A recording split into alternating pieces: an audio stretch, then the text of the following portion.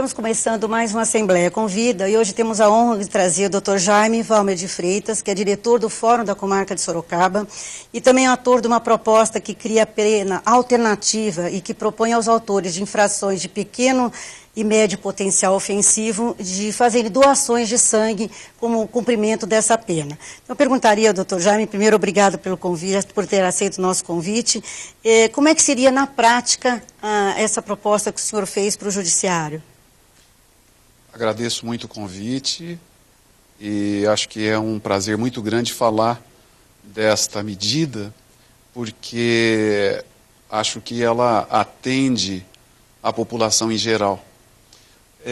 Tudo aconteceu porque em 2009 eu recebi a ligação de uma pessoa cujo parente tinha sofrido um acidente nas cercanias de Sorocaba e ele queria saber como que o familiar estava.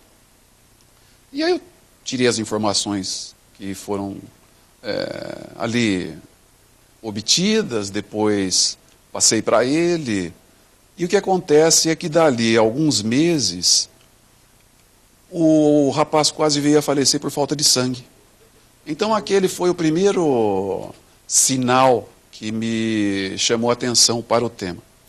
E como eu já estava perto do final do ano de 2009, começaram as inúmeras propagandas institucionais do Ministério da Saúde, aqui da Secretaria de Saúde de São Paulo, pedindo para que aumentasse o número de doadores, porque durante as festas tem muito acidente, falta muito sangue. Então, aquele foi o segundo aviso, e aí eu decidi estudar, porque eu achava, naquele momento histórico, que o Poder Judiciário tinha condição de ser parceiro da saúde pública. Então, eu decidi estudar a respeito e ver se era possível fazer isso. Eu sabia que muitos juízes já tinham tentado fazer, mas eles acabaram sendo barrados por uma decisão do Supremo lá atrás, de 1990, onde o Supremo, de alguma forma, ele indefere o pedido, e nas entrelinhas ele diz que o juiz não poderia determinar a alguém doar sangue. Ou seja, não poderia ser uma sentença determinativa nesse sentido. Então, eu fui estudando e como nós temos a Lei dos Juizados Especiais Criminais, que é de 95, e esta lei, ela prevê duas situações de acordo entre aquele que praticou o crime ou a infração, vamos dizer assim, que pode ser uma contravenção, nas de menor potencial ofensivo e nas de médio potencial ofensivo. Então, quando a pessoa pratica essa infração, ela pode fazer um acordo com o Ministério Público. E neste acordo, poderia estar inserida a doação de sangue. Esse foi o meu raciocínio. Mas ainda havia algo que não fechava. E demorou muito para eu descobrir, entre aspas, o ovo de Colombo. E como foi? Ao estudar a doação de sangue, seja na Organização Mundial de Saúde, seja aqui nas normas do Ministério da Saúde, não importa onde, existe o fator voluntariedade. Como que a pessoa pode ser voluntária a doar sangue se ela está sendo processada, né? Às vezes nem processada, que nas infrações de menor potencial não tem nem o processo em si, mas existe um procedimento contra ela. Então, aí que eu analisei e cheguei à conclusão seguinte: se o promotor oferecer não uma proposta, mas duas ou três... Como alternativas. Como alternativa. Então, por exemplo, doar sangue, doar cobertor, doar sangue. Né? Numa infração bem leve, que eu não concordo com simples propostas mínimas nesse sentido, eu já explico depois. Então a pessoa ela pode optar. Ao ver três propostas, ele fala, não, eu prefiro doar sangue. E o promotor lá, doar 2 vezes, doar 3 vezes. Então aí começou. Esse estudo meu começou em maio de 2010, E nós começamos em Sorocaba, isso em setembro de 2010. É uma proposta inédita no Brasil? É inédito. E aí, né, em São Paulo, hoje eu não sei dizer o número de cidades, mas talvez mais de 20, eu tenho certeza. Inclusive a cidade de São Paulo também pratica esse tipo de proposta. E assim começou. Então hoje Sorocaba já está praticamente perto do terceiro ano. Várias outras cidades já estão perto do terceiro ano, como Campinas, eu sei também. Logo que eu comecei, Campinas também começou. Então Campinas já está perto do terceiro ano. E a gente tem, assim, alguns números interessantes, porque no primeiro ano em Sorocaba foram feitas 425 doações. No segundo ano foram feitas 180 doações. Então são números que agradam muito. Agora, se o senhor pudesse explicar, porque muita gente não sabe o que seria a infração de pequeno e médio poder ofensivo, para que as pessoas localizem a medida que o senhor está propondo em relação, teoricamente, à gravidade ou a pena leve de uma infração que normalmente as pessoas falam, só uma cesta básica. Como é que se comporta a sociedade vendo essa alternativa para aqueles que cometeram essa infração? Deixa eu só explicar uma coisa. Eu não concordo com a proposta singela de cesta básica, cobertor e sangue.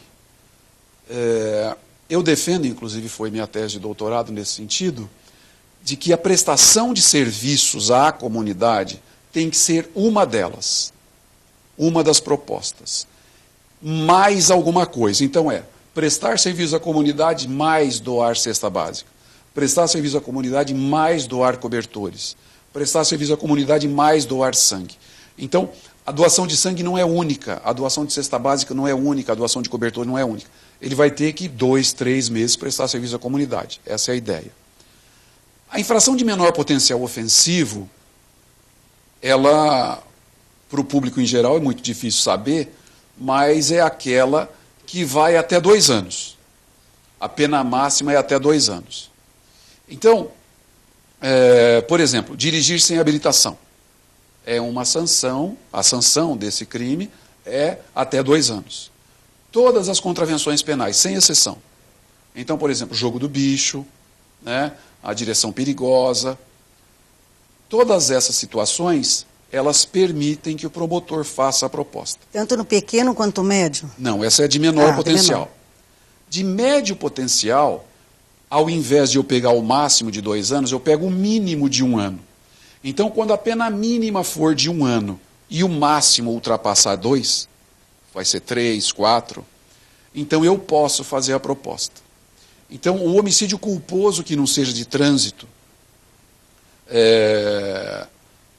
sem querer disparou a arma, por exemplo, é possível fazer uma proposta de suspensão do processo. Neste caso é diferente. Na infração de menor potencial ofensivo não existe processo. Já na infração de médio potencial ofensivo existe a denúncia do Ministério Público, o juiz recebe a denúncia e aí ele faz uma audiência que nós chamamos de suspensão do processo. Na audiência de suspensão é que o promotor então já ofereceu 2 ou 3 propostas, né? E nessas 2 ou 3 propostas também está inserida a doação. Na transação é uma coisa singela. Na suspensão o processo vai ficar parado por 2 até 4 anos. Normalmente 2 anos. E nesses 2 anos é que ele vai ter que executar as condições.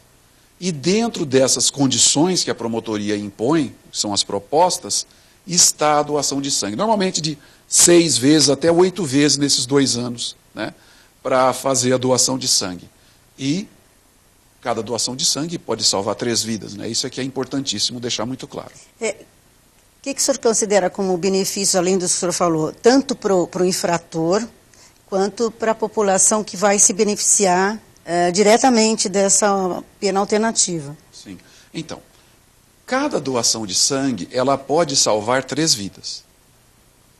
Então, o plasma, as hemácias e as plaquetas, elas vão ser direcionadas para quem precisa. E quando isso acontece, logicamente, essa pessoa, por exemplo, ela sofreu um acidente grave, ela está em risco de vida, houve aquelas inundações, como a gente viu lá no Rio de Janeiro. Então, são situações que o sangue precisa ser imediatamente obtido. E aí, nessas hipóteses, cada vez que ocorre uma doação dessa, os bancos de sangue agradecem plenamente, né? Porque é para o bem dessas pessoas. Pois bem, para o receptor é muito bom. Por que é muito bom? Isso precisa ser deixado muito claro. Para o espectador entender, não existe nenhum preso. Ninguém vai preso. Quem faz a doação numa infração leve ou numa infração média é uma pessoa que tem o passado imaculado. Ele nunca teve nenhum processo contra si. Então é uma pessoa que, teoricamente, é como nós dois. Nós nunca fomos processados, então, ao que tudo indica, nós não tivemos a promiscuidade que ocorre dentro dos presídios. Então, teoricamente, nós temos todas as condições de fazer a doação. Não população de risco. Não é população de risco. Então, está, teoricamente, preservada a integridade do receptor. Então, se aquela pessoa que praticou uma infração de menor ou de médio faz a doação, é uma beleza para o receptor. E por que é uma beleza para o infrator? É assim, eu vou contar um exemplo que eu acho que esclarece bastante. Infração de médio potencial ofensivo eu não dei exemplos, né? Mas eu queria dar os seguintes exemplos. Dirigir embriagado é um caso. Os crimes patrimoniais, furto, estelionato, apropriação indébita, alguns de lesão corporal também. Então, essa pessoa que praticou essa infração, ela vai chegar perante o juiz e vai fazer a proposta. Ela aceita e está resolvido. Mas eu tive um caso muito interessante. O réu não aceitou a proposta no momento oportuno. E o processo estava hoje para eu sentenciar. E ele tinha confessado o crime. Então, naturalmente, eu ia condená-lo. Era um rapaz muito humilde, mas uma pessoa... Você sentia que era uma pessoa boa, né? Ele cometeu um erro. Então, como ele confessou o crime e as provas eram todas contra ele, com certeza eu ia condenar. Dali a pouco ia dar sentença. Mas eu vi que era um rapaz que tinha um passado imaculado, ele nunca teve envolvimento com nada. Na verdade, ele se embriagou, entre aspas, por uma coisa que ele viu no emprego dele, ele se subtraiu. Então eu perguntei para ele, fulano, nós criamos uma coisa aqui em Sorocaba, que é a possibilidade de você fazer doação de sangue. E você aí não vai preso, você não vai ter que ter um nome sujo. Isso pode ser limpado da sua vida, pode ser retirado da sua vida, basta que você cumpra determinadas condições durante 2 anos. E dentre essas condições está a doação de sangue. Expliquei detalhadamente para ele, a promotoria concordou, o defensor concordou, deu fazer a proposta. E ele humilde, mas muito humilde. Ele falou, seu juiz, eu posso falar? Eu falei, lógico. Ele é a pessoa principal ali. Eu falei, lógico.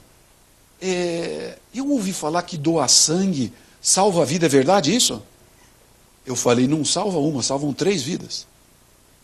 Aí ele falou, eu quero. Então, tudo isso para dizer que a doação de sangue, ela chega num determinado momento na vida dessa pessoa, que ela faz... Antes, deixa eu só fazer uma conclusão.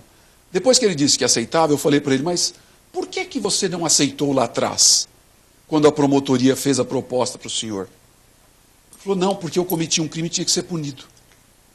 Olha só a pessoa. E achava que com isso ele não estaria pagando a pena. Ele não estaria pagando a pena. Então, nesta hora, quando ele aceita, ele percebeu que ele praticou um mal para a sociedade.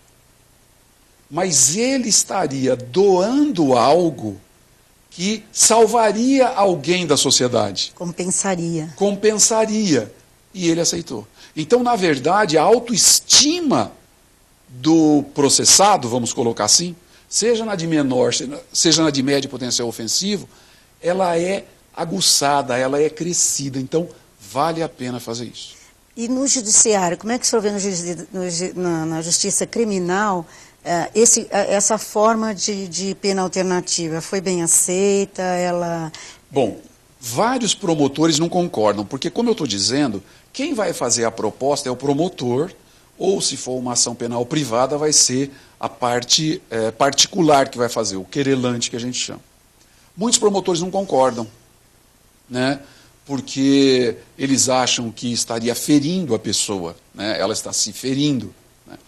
Outros juízes não concordam por questão de ideologia. Por exemplo, o juiz de Piracicaba não concordou porque eles já fazem um trabalho comunitário lá maravilhoso numa outra forma, de um outro formato.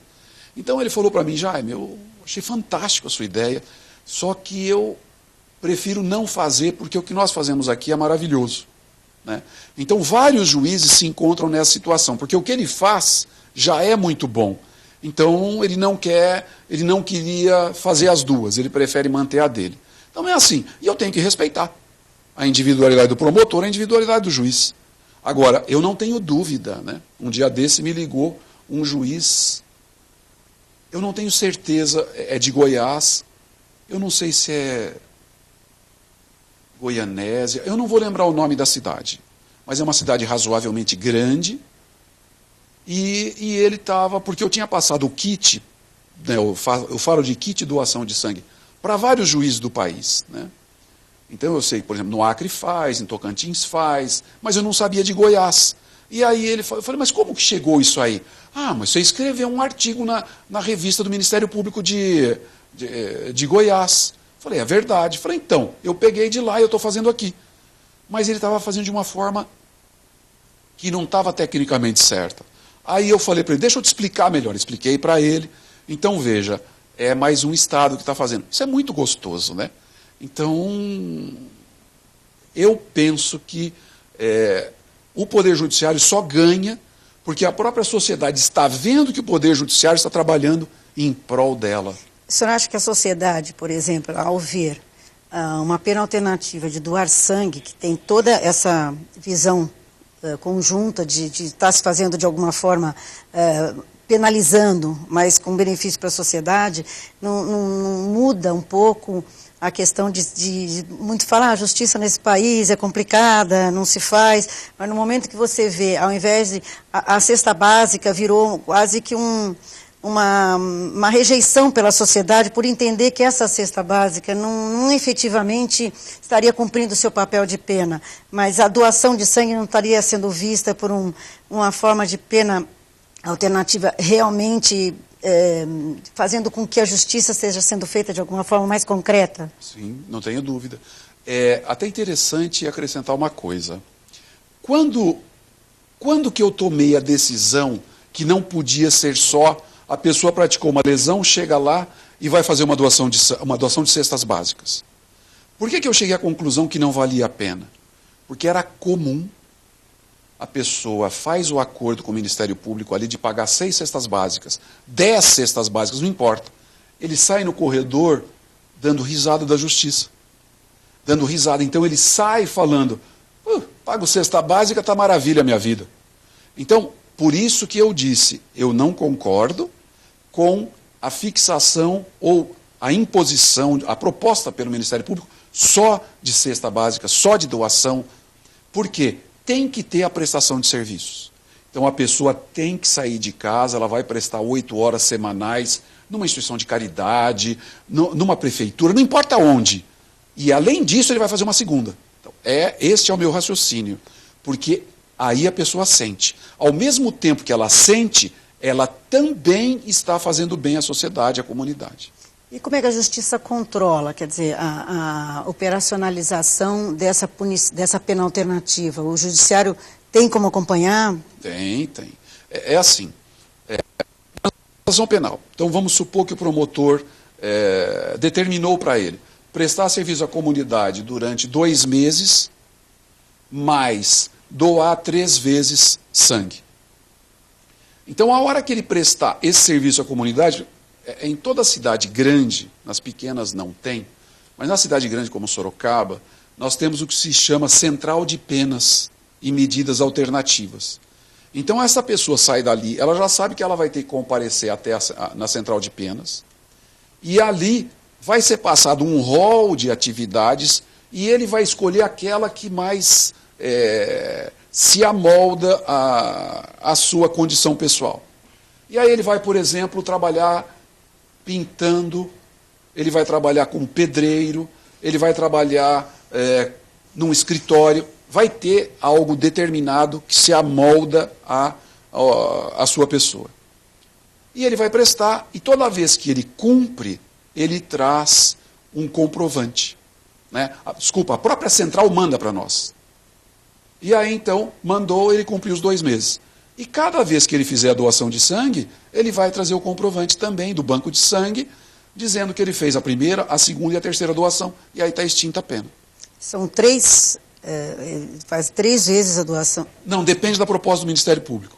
Se uma infração é muito leve, a promotoria, por exemplo, muito leve, vamos supor, ele injuriou alguém, chamou de burro, uma coisa singela. Então teve uma proposta de doar uma vez. Ele doa uma vez e acabou. É assim que funciona. Ele só traz o comprovante e morreu. O promotor pode fazer uma proposta de prestar serviço 6 meses, fazer 4 doações. Então aí isso está dentro do convencimento pessoal do promotor de justiça. Mas não tem infrações de trânsito, não entrariam nessa... De trânsito entram, quase todas. Só não entra... Em que grau, né? Só não entra o homicídio de trânsito, porque ela não é de menor potencial ofensivo e nem de médio potencial ofensivo. Ela é médio potencial, mas para maior potencial, porque ela tem a pena mínima de 2 anos. Então, quando tem a pena mínima de 2 anos, não tem nenhuma possibilidade ou de transação penal ou de suspensão do processo. Ele vai responder ao processo e lá no final ele vai ter uma pena. As penas alternativas são 3. Só prosseguindo. Mas todos os outros, embriaguez ao volante, dirigir sem habilitação, lesão corporal no trânsito, todas as outras, elas permitem ou a transação penal ou a suspensão do processo. E o senhor tem sentido que vem crescendo isso da parte, assim, porque como divulgar mais essa pena alternativa dentro do Poder Judiciário, a ponto de que mais sentenças nesse sentido, mais penas alternativas sejam colocadas com essa condição que vai ajudar em muito a população? Eu acho assim, eu acho que o Poder Judiciário, ele já me ajudou o possível, né?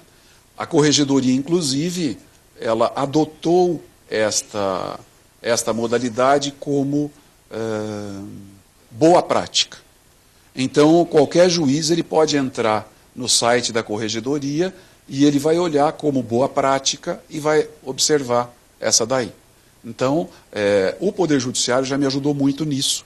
Mas eu não tenho dúvida que, se o Poder Judiciário prosseguir me ajudando, é natural que outros juízes também vão incorporar, porque o juiz vai ver que isso está vivo há 3 anos praticamente, então é algo que vale a pena. E só de saber que ele, juiz, é muito interessante falar uma coisa do juiz em si. Porque quando a pessoa aceita, o juiz percebe que ele está ajudando a comunidade. Né? Mas ele está ajudando de uma forma de salvar vidas. É totalmente diferente. Eu não estou dizendo que doar cesta básica não é importante, que doar cobertor não é importante, longe disso. Mas eu estou dizendo que a doação de sangue salva vidas. É muito grande dentro da gente, faz um bem muito grande para o juiz. Bom, nós vamos a um rápido intervalo, doutor Jaime, e já voltamos com a Assembleia Convida.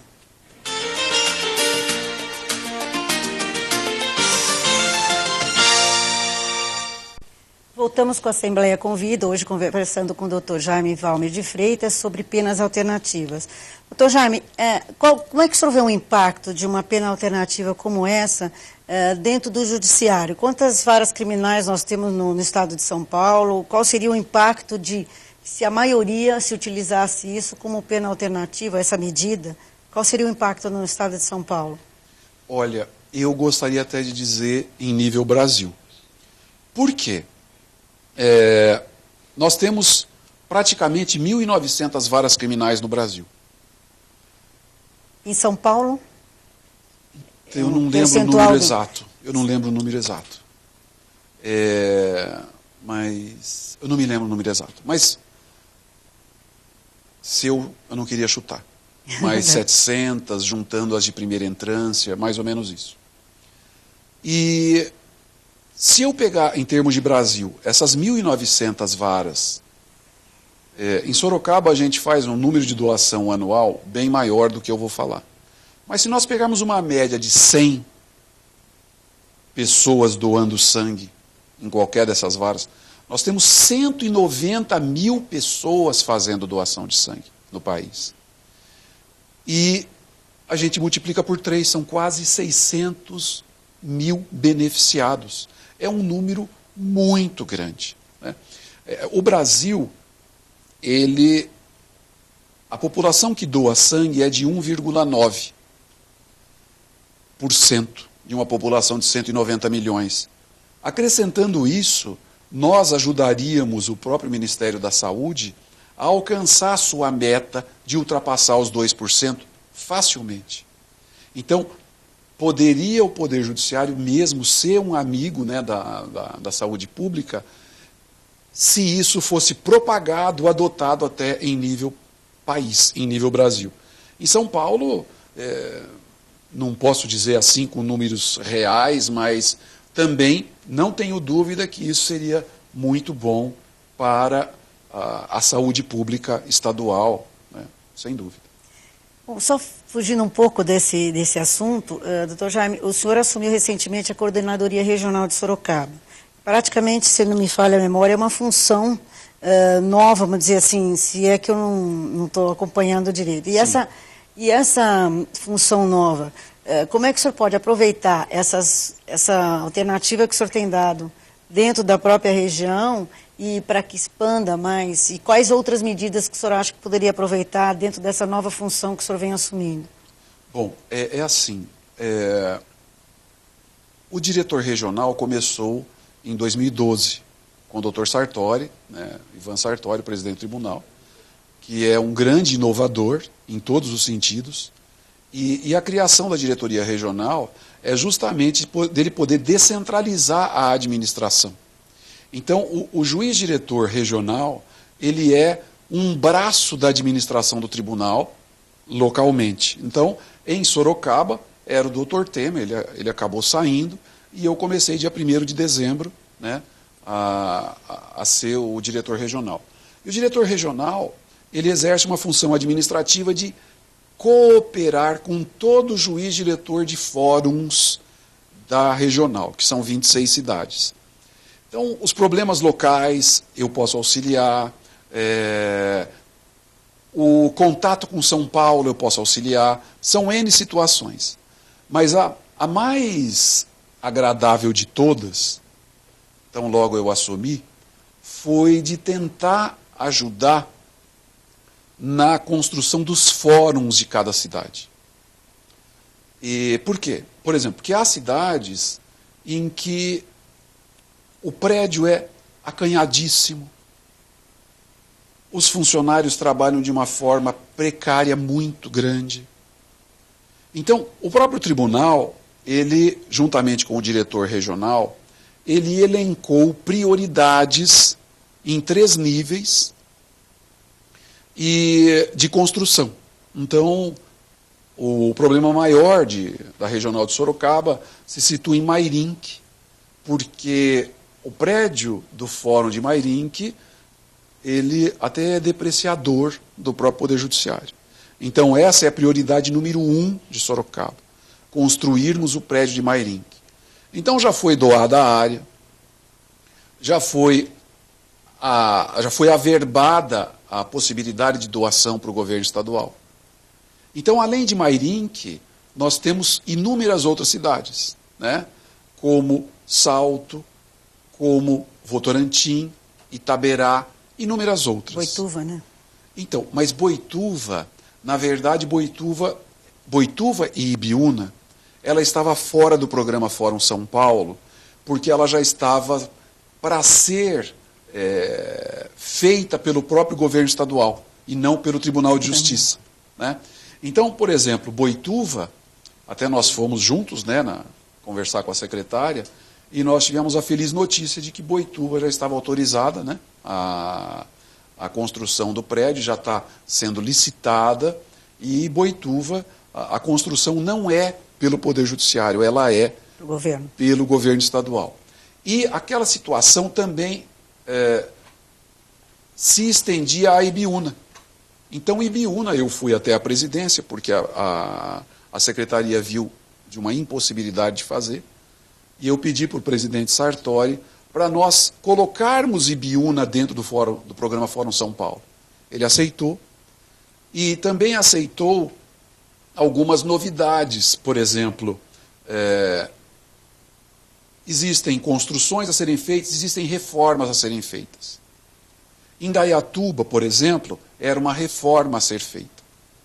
Então, em conversa com a doutora Daniela, com o prefeito, nós viemos no Tribunal de Justiça para mudarmos de reforma para construção. O presidente Sartori aceitou. Então, para Indaiatuba é uma notícia muito boa, né? Porque vai ser construído um fórum novo em Indaiatuba.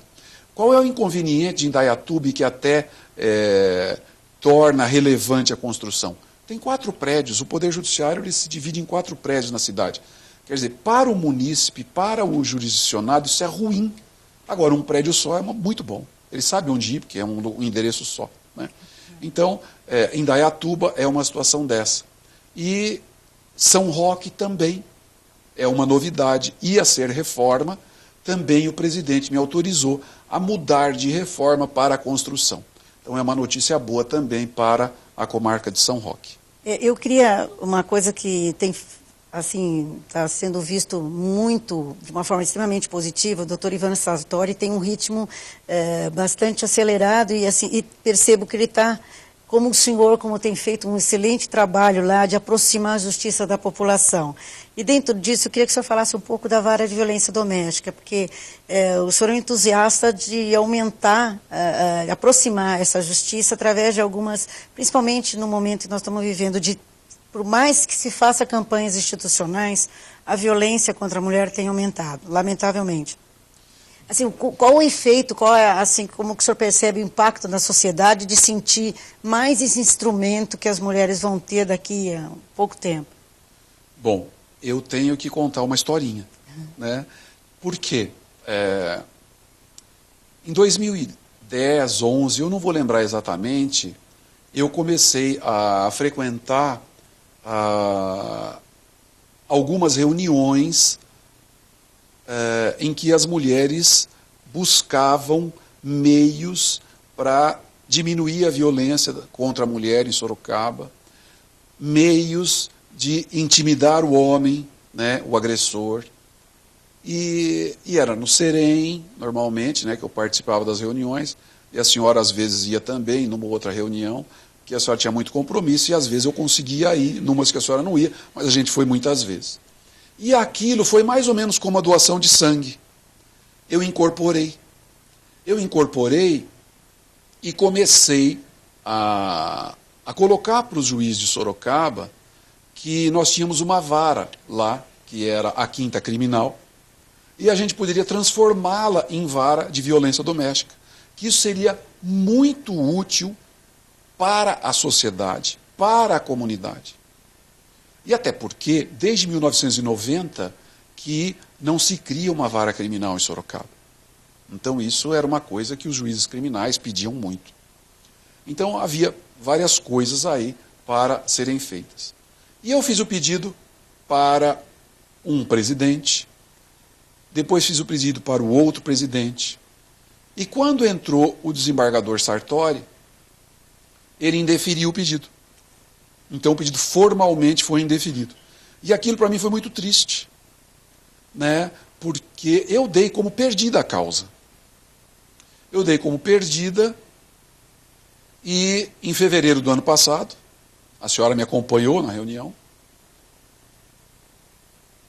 quando eu expliquei para o presidente que Sorocaba poderia ser um reduto onde o tribunal iniciaria as varas de violência doméstica no interior do estado, eu acabei convencendo.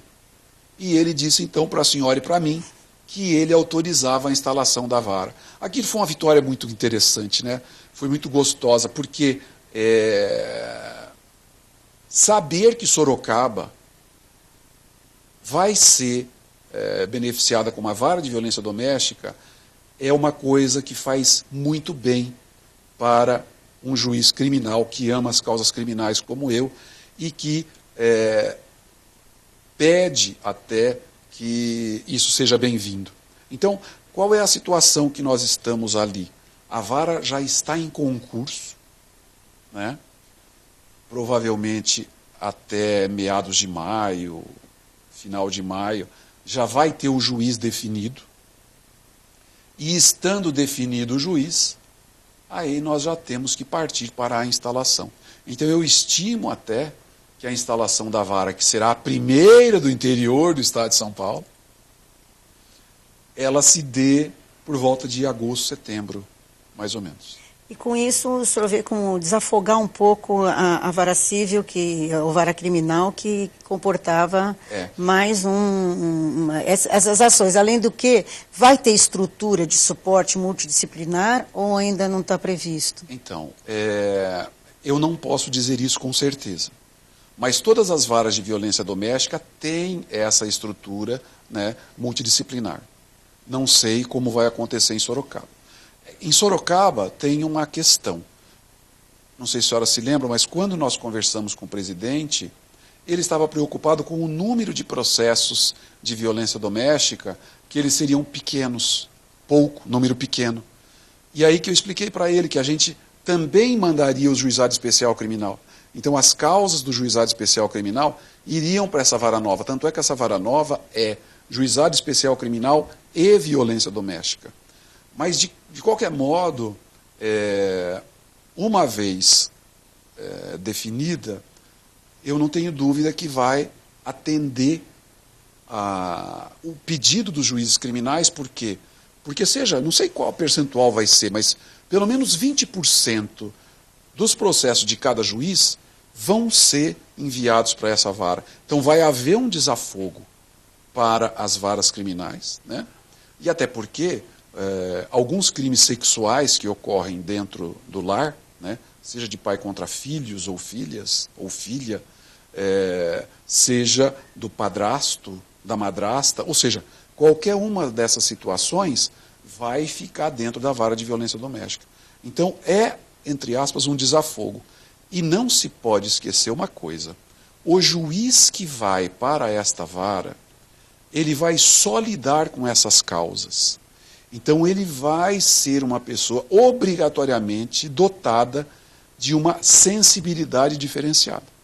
Ele precisa ter, se já não tiver, né, desenvolver uma sensibilidade diferenciada para cuidar melhor das mulheres. O senhor acha que o fato de ter mais esse equipamento da justiça à disposição da justiça das mulheres, o senhor acredita que isso vai inibir um pouco a violência doméstica, ou o senhor acha, apesar de ser um instrumento, ela não vai ter um impacto diretamente na sociedade? Difícil dizer. Difícil dizer.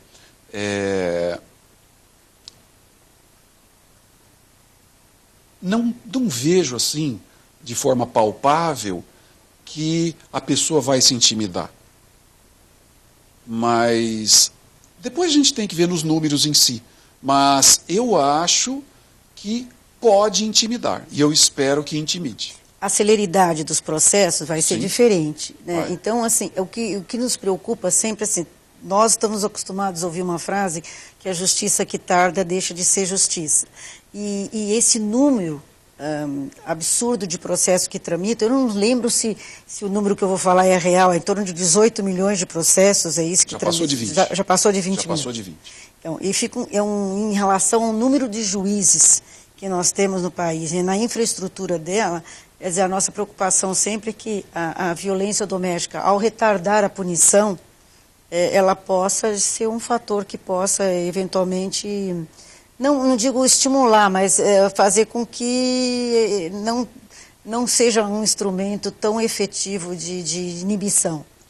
Eu vejo assim, Eu tive que trabalhar neste sábado por conta de um pedido da presidência, umas questões que eu tive que desenvolver dentro do fórum.